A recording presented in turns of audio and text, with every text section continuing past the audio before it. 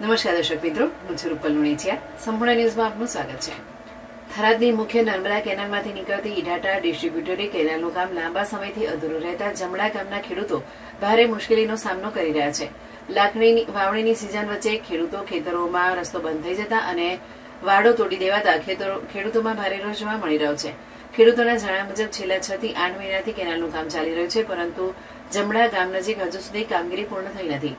અનેક સ્થળોએ ઊંડા ખાડા ખોદીને કામ અધૂરું છોડી દેવાયું છે, જેના કારણે ખેતરો સુધી પહોંચવામાં ભારે મુશ્કેલી પડી રહી છે.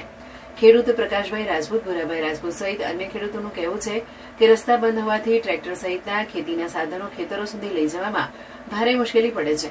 ઉપરાંત વરસાદી પાણીના નિકાલમાં પણ અવરોધ ઉભો થતા મગફળી સહિતના પાકને નુકસાન થવાની ભીતિ વ્યક્ત કરવામાં આવી રહી છે. સ્થાનિક ખેડૂતો થાનાભાઈ રાજપૂત અને વણાભાઈ રાજપૂતના જણાવ્યા મુજબ ખુલ્લા ખાડાઓને કારણે પશુઓ માટે પણ અકસ્માતનો ભય ઉભો થયો છે. ખેડૂતો તંત્ર પાસે તાત્કાલિક કામ પૂર્ણ કરવા અથવા અવરજવર માટે વૈકલ્પિક રસ્તાની વ્યવસ્થા કરવાની માંગ કરી રહ્યા છે. આ અંગે નર્મદા નિગમના અધિકારીએ જણાવ્યું હતું કે કેનાલની કામગીરી ચાલુ છે અને જ્યાં કેનાલને કારણે ખેતર 2 ભાગમાં વહેંચાય છે ત્યાં અવરજવર માટે રસ્તાની વ્યવસ્થા કરવામાં આવશે. ઉપરાંત ખેડૂતો દ્વારા કરવામાં આવેલી પ્લાસ્ટિક લાઇનિંગની માંગ અંગે પણ વિચારણા કરવામાં આવશે.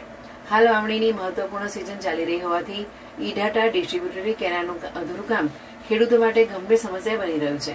હવે તંત્ર ખેડૂતોની રજૂઆતોને ધ્યાને લઈ કેટલા ઝડપથી સમસ્યાનો ઉકેલ આવે છે તેના પર સૌની નજર છે.